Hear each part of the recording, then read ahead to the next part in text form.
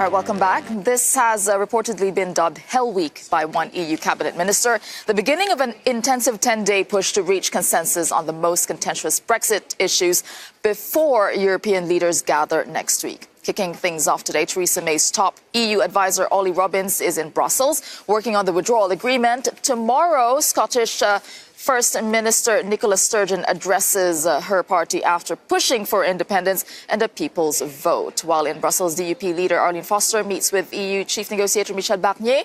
And on Wednesday, Barnier will address the European Parliament. And then on Thursday, Brexit Secretary Dominic Raab is back in Brussels for more talks. Well, over the weekend, Ireland's foreign minister went so far as to say the deal is 90% done. So what 10% are they still working on? And to discuss all of this, I'm joined by Darren McCaffrey. He's back, our political editor at Euronews. James Crisp, Brussels correspondent for The Telegraph. And joining us is Brian Maguire. He's a reporter with Euractiv here in Brussels. All right, 90% done. I mean, how fast did that change? Who wants to go first?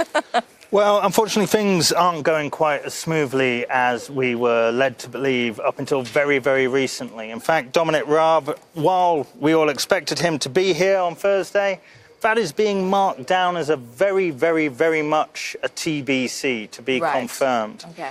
It looks like the mood music which we've been hearing, the deal is nearly there, 90%. Now, 90% might be accurate for the withdrawal agreement.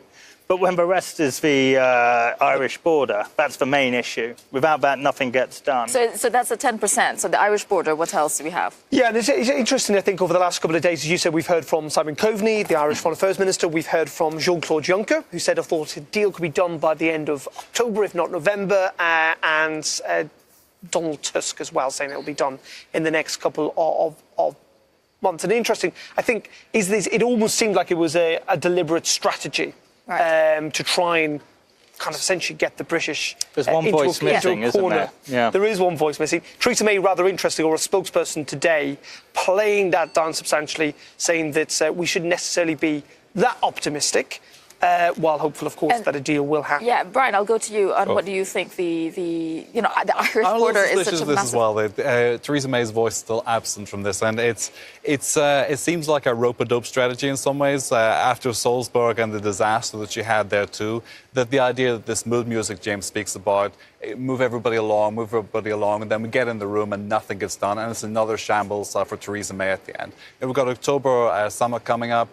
It looks more like preparation, but Macron said that if things weren't done in October, he wasn't going to attend. But it looks like she's going to give in, don't you think? Well, she has to. And give in to the EU's version of... She has to give in to the EU to get something, but she'll never be able to sell it back home again. All right, well, you're doubtful. I'm doubtful that she can give in on the border. I mean, the problem is we're now getting to a stage where we're talking about very nerdy bits of language. So she won't accept a border in the Irish Sea. She won't accept a customs border.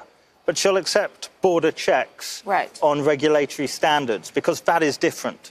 How is that different? Honestly, I've got no idea. And to a degree already exists, because there already are some checks on the border between Great Britain and the rest of Ireland. 10 seconds. These are niceties. So, I mean, essentially... All right, I'll give you the last word, because we have 10 seconds. So, Brian. The Irish Sea is border checks already exist. The DUP won't accept them. Theresa May has nowhere to go. And the can could no longer be kicked down the road, which it has been for the last Very year. pessimistic. The can can always be kicked down the road in Brussels. All right, now, the European Commission press briefings aren't exactly known as places of great hilarity. James here, you showed how to lighten things up last week after Theresa May danced to ABBA at her party conference. So let's take a look at tonight's Raw moment. Has our ABBA-loving Prime Minister danced her way into your hearts? Voulez-vous a deal? Will you take a chance on May, or is she about to face her Waterloo? And will the winner take it all? Thank you. My, how can I resist you, James? Okay, well, we appreciate a little dancing. It always takes two to tango. We prefer that the tune was Dancing Queen rather than The Winner Takes It All. And what can I say? Breaking up is never easy. I know.